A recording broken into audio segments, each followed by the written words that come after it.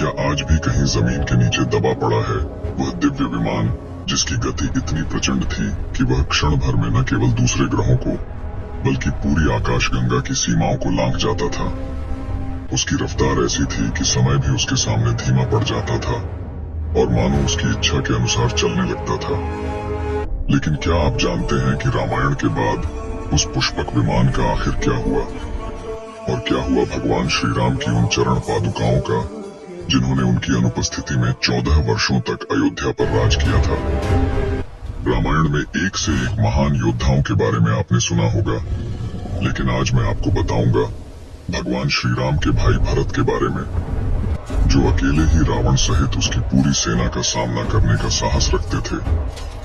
और क्या आपको पता है कि रावण के पास ऐसी विद्या थी जिससे वह अपने ही समान दिखने वाले प्रतिरूप बना सकता था? कहा जाता है कि भगवान श्री राम ने रावण का कई बार वध किया, लेकिन हर बार एक नया रावण प्रकट हो जाता था। और क्या आप जानते हैं कि लक्ष्मण जी ने 14 वर्ष के वनवास में न कभी भोजन किया और न ही एक क्षण के लिए सोए? लेकिन 14 वर्षों तक वे क्यों नहीं सोए? और आखिर ऐसा उन्होंने कैसे किया? रावण को हम सब हमेशा एक खलनायक के रूप में देखते हैं, लेकिन क्या आप जानते हैं कि उसे अनुसंधान और विकास में गहरी रुचि थी? इसी जिज्ञासा के बल पर वह स्वर्ग तक सीढ़ियां बनाना चाहता था। उसकी 7 ऐसी इच्छाएं थीं जो यदि पूरी हो जाती तो आज की दुनिया पूरी तरह अलग होती। रावण के पास विमानों के कई बेड़े थे, जिनमें अनेक विचित्र और अद्भुत प्रकार के विमान शामिल थे।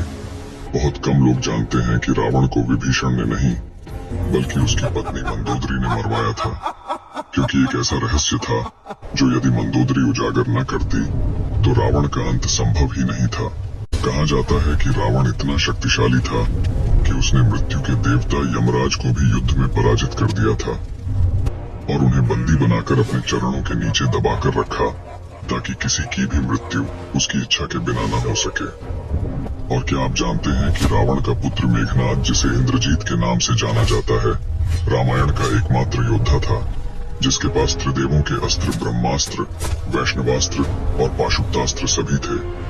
मेघनाद को तामस माया का ज्ञान था, जिससे वह युद्ध भूमि में अदृश्य होकर बादलों के पीछे से आक्रमण कर सकता था। आधुनिक सैन्य शब्दावली में इसे प्राचीन स्टेल्थ टेक्नोलॉजी के रूप में देखा जा सकता है। आज हम जानेंगे रामायण के ऐसे ही 10 चौंकाने वाले रहस्य जो न टीवी सीरियल में दिखाए गए और न ही वाल्मीकि रामायण में विस्तार से वर्णित हैं। ये रहस्य हम आपके लिए आनंद रामायण, कंब रामायण और अद्भुत रामायण जैसे प्राचीन ग्रंथों से खोज कर लाए हैं। तो अगर आप हमारे चैनल पर नए हैं तो वीडियो को लाइक कीजिए और चैनल को सब्सक्राइब अवश्य करें, ताकि नई वीडियो का नोटिफिकेशन आप तक सबसे पहले पहुंच सके। तो चलिए दोस्तों, कमेंट में जय श्री राम लिखकर इस अद्भुत और रोमांचक सफर की शुरुआत करते हैं। नंबर 1 पर है पुष्पक विमान। पुष्पक विमान का नाम लेते ही मन में एक ऐसे दिव्य रथ की छवि बनती है जो साधारण नहीं था। यह कोई लकड़ी या धातु का बना रथ नहीं था जिसे घोड़े खींचते हों। यह स्वयं उड़ता था, स्वयं दिशा बदलता था और कहा जाता है कि वह अपने स्वामी की इच्छा के अनुसार चल सकता था। उसकी उत्पत्ति भी साधारण नहीं थी। कथा के अनुसार इसका निर्माण देवताओं के दिव्य शिल्पी विश्वकर्मा जी ने किया था। विश्वकर्मा जी को ब्रह्मांड का इंजीनियर कहा जाता है। स्वर्ग के महल, देवताओं के अस्त्र शस्त्र, दिव्य रथ सब उनकी रचना माने जाते हैं और पुष्पक विमान उनकी सर्वोत्तम कृतियों में से एक था। कहा जाता है कि यह विमान सबसे पहले ब्रह्मा जी के पास था। ब्रह्मा जी सृष्टि के रचयिता, उनके पास यह विमान किसी सामान्य यात्रा के लिए नहीं बल्कि दिव्य कार्यों के लिए था। बाद में उन्होंने इसे धन के देवता कुबेर को दे दिया। कुबेर इसका उपयोग स्वर्ग और पृथ्वी के बीच यात्रा के लिए करते थे। उनके लिए यह वैभव और अधिकार का प्रतीक था।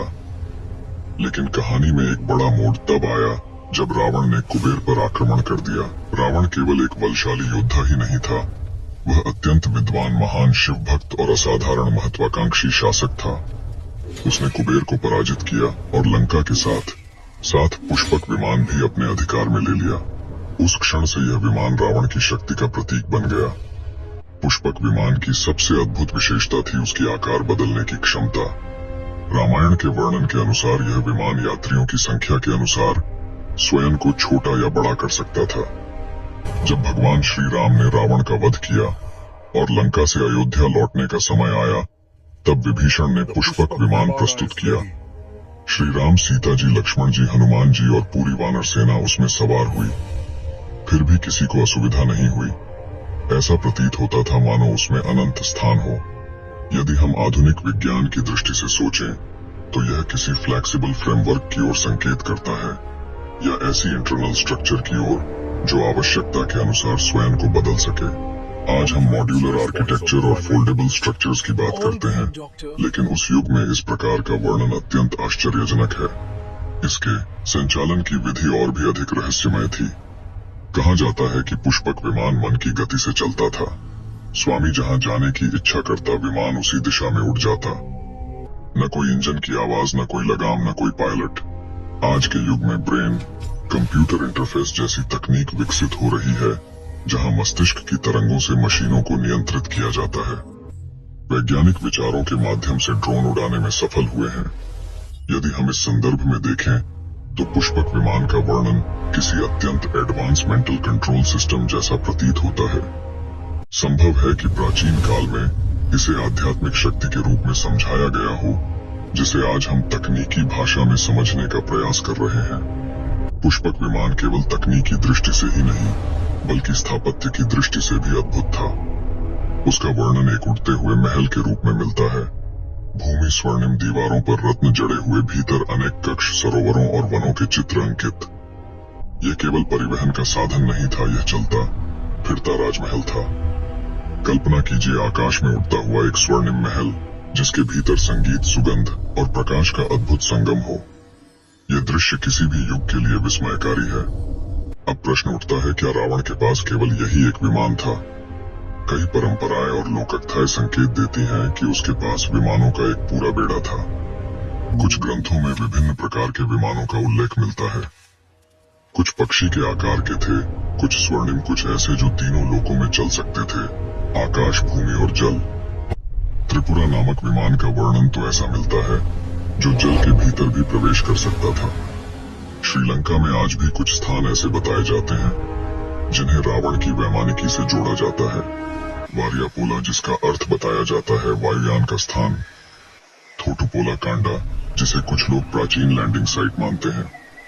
रावण गाला, जहां समतल सतहें दिखाई देती हैं जो किसी भारी वाहन के उतरने के निशान जैसी लगती हैं। हालांकि इन दावों का वैज्ञानिक प्रमाण स्पष्ट नहीं है, लेकिन स्थानीय परंपराएं इन्हें रावण के प्राचीन एयरपोर्ट से जोड़ती हैं। गुरुलुपोथा नामक स्थान के बारे में कहा जाता है कि वहां विमानों की मरम्मत होती थी। कुछ लोग वहां मिले अवशेषों को प्राचीन वर्कशॉप का प्रमाण मानते हैं। प्राचीन वैमानिक ग्रंथों में पारे से चलने वाले इंजन का उल्लेख भी मिलता है। कहा जाता है कि विशेष प्रक्रिया से पारे को घुमाकर और गर्म करके ऊर्जा उत्पन्न की जाती थी। आज आधुनिक विज्ञान में आयन प्रोपल्शन सिस्टम और प्लाज्मा ड्राइव टेक्नोलॉजी जैसी प्रणालियां विकसित हो रही हैं। यद्यपि दोनों के बीच सीधा संबंध स्थापित करना कठिन है, फिर भी यह तुलना अत्यंत रोमांचक है। रावण के विमानों में अदृश्य होने की क्षमता का भी वर्णन मिलता है। कहा जाता है कि वे सूर्य की किरणों को अवशोषित कर स्वयं को छिपा लेते थे। आधुनिक स्टील्थ टेक्नोलॉजी में भी रडार, अवशोषक सामग्री का उपयोग किया जाता है। क्या यह केवल कल्पना है या किसी प्राचीन तकनीकी अवधारणा का रूपक? निश्चित रूप से कहना कठिन है, लेकिन यह विचार अत्यंत आकर्षक है। पायलटों के लिए विशेष प्रशिक्षण और 32 रहस्यों का उल्लेख भी मिलता है। शत्रु के विमान को निष्क्रिय करना, दूर से आकर्षित करना, स्तंभित करना। आधुनिक संदर्भ में इन्हें electronic warfare system, cyber attack technology और एनर्जी वेपन सिस्टम्स के रूप में समझा जा सकता है। संभव है कि ये आध्यात्मिक साधना और ध्यान की उपमाएं हों। प्राचीन भारत में योग और ध्यान की परंपरा अत्यंत विकसित थी। मन की शक्ति को अत्यधिक महत्व दिया जाता था। अब अंतिम प्रश्न, रावण के वध के बाद पुष्पक विमान का क्या हुआ? कथा कहती है अयोध्या पहुंचने के बाद श्री राम ने उसे अपने पास नहीं रखा। उन्होंने आदेश दिया कि उसे उसके मूल स्वामी कुबेर को लौटा दिया जाए। कुबेर उसे अपनी नगरी अलकापुरी ले गए। कुछ ग्रंथों के अनुसार अलकापुरी हिमालय क्षेत्र में स्थित बताई जाती है और संभव है कि पुष्पक विमान भी वहीं किसी दिव्य लोक में आज भी विद्यमान हो, लेकिन उसे देख पाना सामान्य मनुष्य के बस की बात नहीं। नंबर 2, आखिर कहाँ गईं भगवान श्री राम की वे चरण पादुकाएं जिन्होंने 14 वर्षों तक अयोध्या पर राज किया था। यह प्रसंग हमें महर्षि वाल्मीकि जी द्वारा रचित रामायण में विस्तार से मिलता है। जब अयोध्या के महाराज दशरथ जी ने कैकेयी जी को दिए गए वचनों के कारण अपने ज्येष्ठ पुत्र श्री राम को 14 वर्ष का वनवास दिया, तब अयोध्या का राजनीतिक संतुलन डगमगा गया। दशरथ जी की मृत्यु के बाद राज्य बिना राजा के हो गया। परंपरा के अनुसार इक्ष्वाकु वंश में ज्येष्ठ पुत्र ही सिंहासन का अधिकारी होता था। श्री राम वन में थे और भरत जी ननिहाल से लौटे थे। जब उन्हें इस घटना का समाचार मिला कि उनकी माता कैकेयी के कारण श्री राम को वन जाना पड़ा, तो वे व्यथा से भर उठे। भरत जी के सामने एक कठिन स्थिति थी। एक ओर पूरा राज्य उनके सामने था, दूसरी ओर उनके हृदय में श्री राम के प्रति अटूट प्रेम और धर्म के प्रति अडिग समर्पण। वे स्वयं को राजा घोषित कर सकते थे क्योंकि परिस्थितियां उनके पक्ष में थीं, परंतु भरत ने स्पष्ट कर दिया कि वे अपने बड़े भाई का अधिकार कभी नहीं लेंगे। उन्होंने श्री राम को वापस लाने का निश्चय किया। समस्त अयोध्या वासियों और गुरु वशिष्ठ के साथ वे चित्रकूट की ओर प्रस्थान कर गए। चित्रकूट में भाइयों का वह मिलन भारतीय इतिहास के सबसे भावनात्मक क्षणों में से एक है। भरत जी ने श्री राम के चरणों में गिरकर अयोध्या लौटने की विनती की। उन्होंने कहा, राज्य आपका है, अयोध्या आपकी है, मैं केवल आपका सेवक हूँ। परंतु श्री राम ने पिता के वचन को सर्वोपरि माना। उन्होंने कहा, सत्य और प्रतिज्ञा ही उनका धर्म है। यदि वे वनवास का पालन नहीं करेंगे तो पिता का वचन असत्य हो जाएगा। राम के लिए राज्य से बड़ा धर्म था। जब भरत जी ने देखा कि राम अपने निर्णय से विचलित नहीं होंगे, तब उन्होंने इतिहास रच देने वाला निर्णय लिया। उन्होंने श्री राम से उनकी चरण पादुकाएं मांगी। ये पादुकाएं केवल लकड़ी की साधारण खड़ाऊ नहीं थीं, वे राम के चरणों का स्पर्श लिए हुए थीं। भरत ने उन्हें अपने सिर पर धारण किया और घोषणा की कि यही अयोध्या की वास्तविक अधिष्ठात्री होंगी। वे स्वयं केवल प्रतिनिधि के रूप में कार्य करेंगे। यह निर्णय केवल भावनात्मक नहीं था, इसके पीछे गहरा वैधानिक और दार्शनिक तर्क था। उस समय की व्यवस्था के अनुसार यदि कोई राजा लंबे समय तक अनुपस्थित रहे तो उसका अधिकार समाप्त माना जा सकता था। 14 वर्षों की अवधि को कुछ विद्वान इसी दृष्टि से देखते हैं। कैकेयी की इच्छा थी कि राम का अधिकार समाप्त हो जाए और भरत स्थायी रूप से राजा बन जाए, परंतु भरत ने इस संभावित षड्यंत्र को पादुकाओं के राज्याभिषेक द्वारा निष्प्रभावी कर दिया। जब पादुकाएं सिंहासन पर विराजमान थीं, तो प्रतीकात्मक रूप से राम ही राजा थे। इस प्रकार उनका वैधानिक अधिकार सुरक्षित रहा। चित्रकूट से लौटकर भरत ने अयोध्या के महलों में प्रवेश नहीं किया। उन्होंने नंदीग्राम नामक स्थान को अपना निवास बनाया, जो अयोध्या से कुछ दूरी पर था।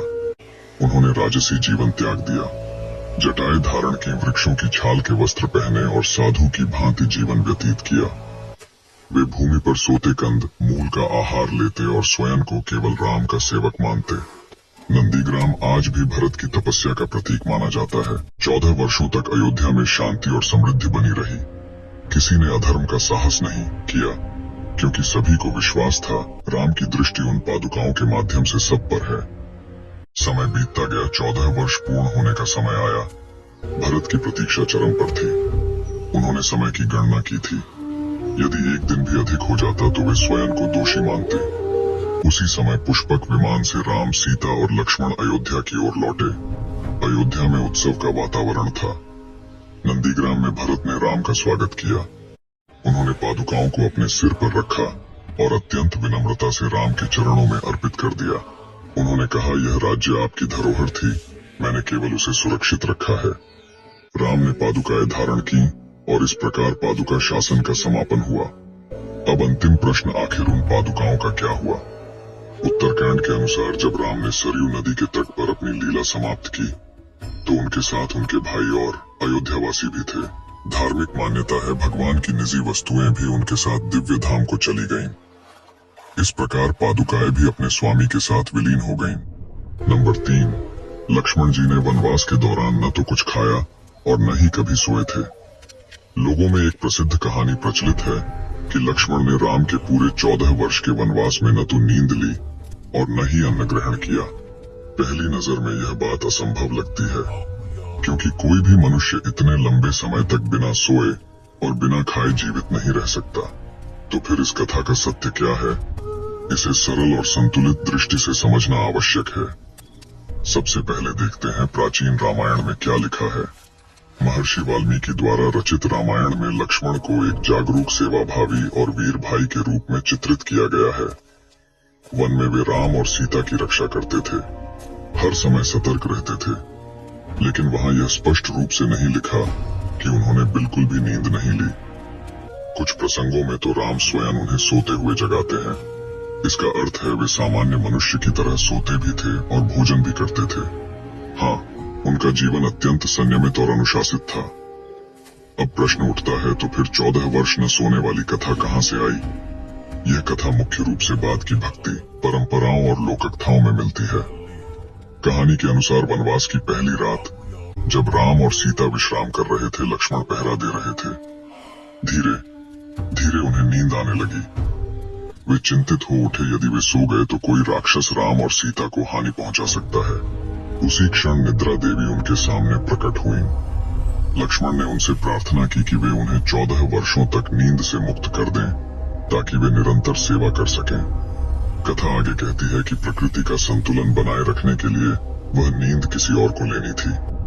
तब लक्ष्मण की पत्नी उर्मिला ने वह नींद अपने ऊपर ले ली और अयोध्या में 14 वर्षों तक सोती रहीं।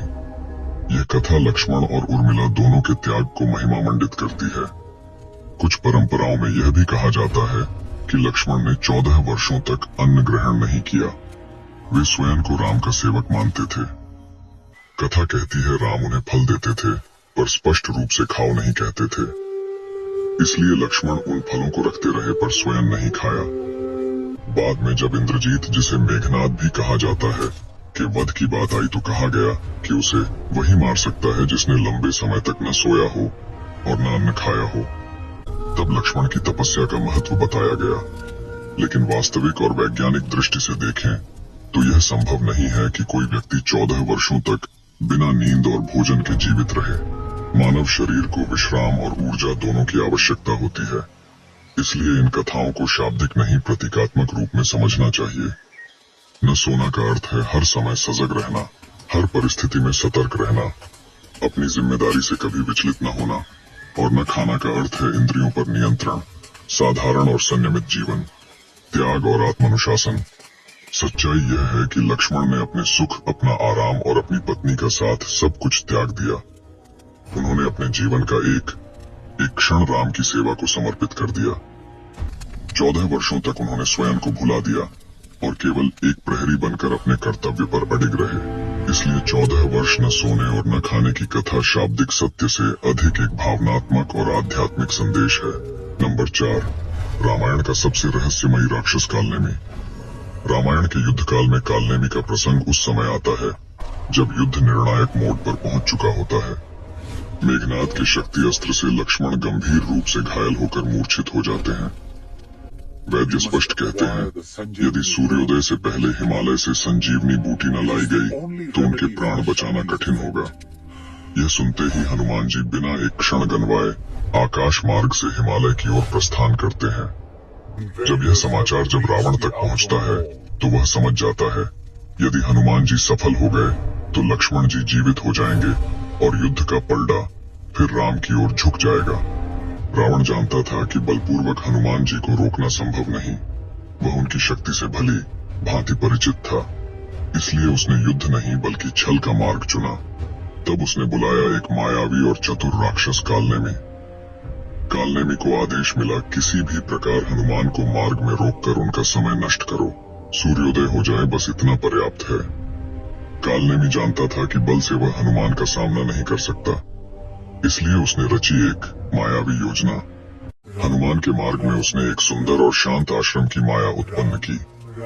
चारों ओर हरियाली, फल फूलों से भरे वृक्ष, स्वच्छ जल का एक सरोवर और बीच में साधु का वेश धारण किए स्वयं कालनेमी बैठ गया। वह ऊंचे स्वर में राम नाम का जप कर रहा था ताकि जो भी उसे देखे उसे सच्चा संत समझे। जब हनुमान जी वहां पहुंचे तो उनके कानों में राम नाम की ध्वनि पड़ी। स्वाभाविक था उनका हृदय श्रद्धा से भर गया। साधु वेशधारी कालनेमी ने मृदु वाणी में उनका स्वागत किया। उसने कहा, मुझे ज्ञात है कि आप संजीवनी लाने जा रहे हैं, परंतु थके हुए हैं। पहले थोड़ा विश्राम कीजिए, जल पीजिए, स्नान कर लीजिए। उसने यह भी कहा, बिना शुद्धि के कोई भी कार्य पूर्ण नहीं होता। हनुमान को अत्यंत शीघ्रता थी, परंतु संत का सम्मान करते हुए वे सरोवर की ओर बढ़े। जैसे ही वे जल में उतरे, एक विशाल मगरमच्छ ने उन पर आक्रमण कर दिया। क्षण भर में हनुमान ने उसे पकड़ लिया और उसका अंत कर दिया। लेकिन तभी एक अद्भुत दृश्य सामने आया। मगरमच्छ मरते ही एक दिव्य अप्सरा में परिवर्तित हो गया। अप्सरा ने हाथ जोड़ते हुए कहा, मैं एक शापित अप्सरा थी। आपके हाथों मारे जाने से मुझे मुक्ति मिली है। और फिर उसने सच्चाई बताई कि यह आश्रम, यह साधु सब माया है। वह रावण का दूध कालने में है। यह सुनते ही हनुमान जी सब समझ गए। वे तुरंत आश्रम की ओर लौटे। अब उनका स्वर बदल चुका था। उन्होंने मुस्कुराकर कहा, गुरुदेव, पहले मेरी गुरु दक्षिणा स्वीकार कीजिए। कालने में कुछ समझ पाता उससे पहले ही हनुमान जी ने उसे पकड़ लिया और उसकी माया उसी क्षण नष्ट हो गई। हनुमान ने उसे घुमाकर धरती पर पटक दिया। कुछ कथाओं में वर्णन है कि उन्होंने उसे इतनी शक्ति से फेंका कि वह लंका की दिशा में जा गिरा। नंबर 5, रावण ने मरते समय 3 ऐसी बातें बताई थीं जो हर किसी को जाननी चाहिए। रामायण का युद्ध अपने अंत पर था। लंका की स्वर्ण नगरी, जो कभी वैभव और शक्ति का प्रतीक थी, अब टूट रही थी। चारों ओर धुआं था, टूटे हुए रथ थे, गिरे हुए योद्धा थे। रावण के बलशाली भाई कुंभकर्ण और वीर पुत्र मेघनाद पहले ही मारे जा चुके थे। अब स्वयं लंका का राजा रावण बुरी तरह घायल होकर रणभूमि में पड़ा था। उसका विशाल शरीर धरती पर था, पर उसकी आंखों में अभी भी ज्ञान की ज्योति शेष थी। रावण कोई साधारण व्यक्ति नहीं था। वह महान विद्वान था, शास्त्रों का ज्ञाता था, संगीत में निपुण था, शिव का भक्त था और एक कुशल शासक भी था। उसके राज्य में व्यवस्था थी, संपन्नता थी, शक्ति थी, लेकिन उसके भीतर एक दोष था, अहंकार। वही अहंकार धीरे धीरे उसके पतन का कारण बना। ऐसे समय में श्री राम ने एक ऐसा निर्णय लिया जो इस प्रसंग को केवल युद्ध कथा नहीं रहने देता। उन्होंने लक्ष्मण जी से कहा कि वे रावण के पास जाए और उससे जीवन, राजनीति और नीति की बातें सीखें। श्री राम ने कहा, रावण के साथ बहुत सारा ज्ञान समाप्त हो जाएगा, इसलिए उससे शिक्षा लेनी चाहिए। यह बात सुनकर कोई भी चकित हो सकता है। जिसने इतना अन्याय किया, जिसके कारण इतना बड़ा युद्ध हुआ, उसी से शिक्षा लेने भेजा जा रहा है। लेकिन यही इस प्रसंग की महानता है। यहाँ ज्ञान को व्यक्ति की बुराई से अलग करके देखा गया है। श्री राम यह दिखाना चाहते थे कि ज्ञान जहाँ भी हो, उसका सम्मान होना चाहिए। लक्ष्मण जी पहली बार जब रावण के पास गए तो वे उसके सिर की ओर खड़े हो गए। उनके मन में स्वाभाविक रूप से यह भावना थी कि वे विजेता पक्ष से हैं।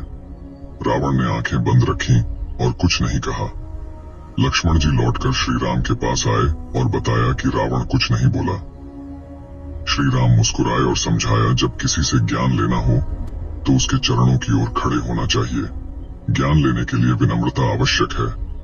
अहंकार के साथ ज्ञान नहीं मिलता। लक्ष्मण जी को अपनी भूल समझ में आई। वे फिर गए और इस बार रावण के चरणों की ओर विनम्रता से खड़े हुए। तब रावण ने अपनी आंखें खोली और बोलना आरंभ किया। रावण ने सबसे पहले समय की महत्ता पर बात की। उसने कहा, जीवन में अच्छे काम तुरंत कर लेने चाहिए और बुरे कामों को जितना हो सके टाल देना चाहिए। उसने स्वीकार किया कि उसने अपने जीवन में यही गलती की। जब उसे समझ में आ गया था कि श्री राम साधारण मनुष्य नहीं है, तब भी उसने संधि नहीं की। वह चाहता तो सीता माता को लौटा सकता था और युद्ध रोक सकता था, लेकिन उसने अपने अहंकार के कारण सही समय पर सही निर्णय नहीं लिया। दूसरी ओर सीता माता का हरण जैसा बुरा कार्य उसने तुरंत कर दिया। उसने परिणाम के बारे में नहीं सोचा। परिणाम यह हुआ कि उसका पूरा साम्राज्य नष्ट हो गया। फिर रावण ने कहा, किसी को भी छोटा नहीं समझना चाहिए। उसने मनुष्य और वानर को तुच्छ समझा था। उसे लगा था कि वे उसके सामने कुछ नहीं है। जब उसने वरदान मांगा तो देवताओं और दानवों से सुरक्षा मांगी, पर मनुष्य और वानर को महत्व ही नहीं दिया। वही उसकी सबसे बड़ी भूल थी। जिन्हें उसने कमजोर समझा, वही उसके विनाश का कारण बने। उसका अनुभव यह सिखाता है कि जीवन में कोई भी इतना छोटा नहीं होता कि उसे अनदेखा कर दिया जाए। फिर उसने विश्वास और रहस्य की बात की। उसने कहा, जीवन के कुछ रहस्य बहुत सावधानी से रखने चाहिए। उसके जीवन की कमजोरी उसकी नाभि से जुड़ी थी और यह बात उसके भाई विभीषण को ज्ञात थी। जब विभीषण ने उसका साथ छोड़ा तो वही जानकारी उसके वध का कारण बनी। रावण यह समझा रहा था कि सत्ता में जानकारी ही शक्ति होती है। जिसे आपके रहस्य पता हो वह आपको कमजोर कर सकता है। इसलिए विश्वास करना चाहिए, लेकिन समझदारी के साथ। रावण ने यह भी स्वीकार किया कि उसने अपनी प्रशंसा सुनना अधिक पसंद किया। उसके दरबार में ऐसे लोग बढ़ गए जो उसकी हर बात पर हाँ कहते थे। जो लोग सच बोलते थे उन्हें उसने दूर कर दिया। विभीषण ने उसे समझाया था कि सीता माता को लौटा दो और युद्ध मत करो, लेकिन उसने उसकी बात को अपमान समझा। धीरे धीरे वह सच्चाई से दूर हो गया। उसने कहा, जो व्यक्ति केवल अपनी तारीफ सुनना चाहता है वह सत्य से दूर हो जाता है, और जब सत्य से दूरी बढ़ती है तो पतन निश्चित हो जाता है। अंतिम क्षणों में रावण ने अपनी सबसे बड़ी कमजोरी भी स्वीकार की। उसने कहा, मेरे पास ज्ञान था, शक्ति थी, तपस्या का बल था, लेकिन मैंने अपने मन पर नियंत्रण नहीं रखा। उसका अहंकार और उसकी इच्छाएं उस पर हावी हो गईं। उसने समझाया, केवल विद्वान होना पर्याप्त नहीं है, ज्ञान के साथ संयम और चरित्र भी आवश्यक है। यदि ज्ञान के साथ विनम्रता न हो तो वही ज्ञान विनाश का कारण बन सकता है। अंत में रावण ने यह भी कहा कि अब वह श्री राम को साधारण मनुष्य नहीं मानता, वह उन्हें ईश्वर का अवतार समझ चुका है। उसने स्वीकार किया कि भगवान के हाथों मृत्यु मिलना उसके लिए मुक्ति का मार्ग है। उसके भीतर पश्चाताप था। वह जानता था कि उसकी हार उसकी शक्ति की कमी से नहीं, बल्कि उसके अहंकार से हुई। यह पूरा प्रसंग हमें बहुत गहरी सीख देता है। यह सिखाता है कि सच्ची महानता केवल शक्ति में नहीं, बल्कि विनम्रता में होती है। ज्ञान का सम्मान करना चाहिए, चाहे वह शत्रु के पास ही क्यों न हो। सही समय पर सही निर्णय लेना चाहिए, किसी को छोटा नहीं समझना चाहिए, और सबसे महत्वपूर्ण अपने अंदर के अहंकार पर विजय पाना ही असली विजय है। रावण और लक्ष्मण जी का यह संवाद केवल एक युद्ध का आखिरी दृश्य नहीं है, यह जीवन का पाठ है। यह बताता है कि मनुष्य की सबसे बड़ी लड़ाई बाहर नहीं भीतर होती है। जो अपने भीतर के घमंड, क्रोध और लोभ पर विजय पा लेता है वही सच्चा विजेता होता है। यही इस प्रसंग का सबसे गहरा और सच्चा संदेश है। नंबर 6, रावण ने यमराज और नवग्रहों को बंदी बना लिया था। रामायण के उत्तरकांड में वर्णित रावण की दिग्विजय सिर्फ युद्धों की कहानी नहीं है, यह उस मन की कहानी है जो अत्यंत विद्वान और शक्तिशाली होते हुए भी अहंकार से भर गया था। रावण ने कठोर तपस्या करके अपार शक्ति प्राप्त की थी। गोकर्ण के वन में उसने हजारों वर्षों तक घोर तप किया। कथा कहती है, हर 1000 वर्ष बाद वह अपना एक सिर काटकर अग्नि को अर्पित करता था। जब वह अपना अंतिम सिर भी त्यागने वाला था, तभी ब्रह्मा जी प्रकट हुए। वे उसकी तपस्या से प्रसन्न हुए और उसे वरदान दिया। रावण ने अमर होने की इच्छा जताई, पर ब्रह्मा जी ने स्पष्ट कहा, सृष्टि का नियम है, कोई भी पूर्ण रूप से अमर नहीं हो सकता। तब रावण ने ऐसा वर मांगा कि देवता, दानव, यक्ष, गंधर्व और राक्षस उसे न मार सकें। उसने मनुष्य और वानर को तुच्छ समझा, उन्हें इतना साधारण माना कि उनसे सुरक्षा मांगने की आवश्यकता ही नहीं समझी। यही उसकी सबसे बड़ी भूल थी। वरदान मिलने के बाद रावण का आत्मविश्वास बढ़ता गया। उसने लंका पर पूर्ण अधिकार स्थापित किया, अपने ही भाई कुबेर को हराकर पुष्पक विमान छीन लिया, और फिर वह तीनों लोकों को जीतने निकल पड़ा। धीरे धीरे उसके मन में यह भावना बैठ गई कि अब उसे कोई नहीं हरा सकता। उसे लगने लगा कि वह स्वयं काल से भी परे है, मानो मृत्यु भी उस पर प्रभाव नहीं डाल सकती। इसी समय देवर्षि नारद ने उसके मन में एक विचार डाला। उन्होंने कहा, मनुष्यों को हराकर क्या मिलेगा, वे तो पहले ही मृत्यु के अधीन हैं। यदि सच में अपनी शक्ति सिद्ध करनी है तो मृत्यु के देवता को चुनौती दो। ये बात रावण को भा गई। उसे लगा यदि वह मृत्यु के स्वामी को भी पराजित कर देगा तो उसकी शक्ति पूर्ण सिद्ध हो जाएगी। रावण दक्षिण दिशा की ओर बढ़ा जहाँ यमलोक है। यह देखकर यमराज क्रोधित हो गए। वे स्वयं प्रकट हुए और दोनों के बीच भयंकर युद्ध छिड़ गया। कई दिनों तक युद्ध चलता रहा। रावण अपनी मायावी शक्तियों का प्रयोग करता रहा, अपने वरदान के बल पर हर प्रहार सहता रहा। यमराज ने भी अपने दिव्य अस्त्रों का उपयोग किया,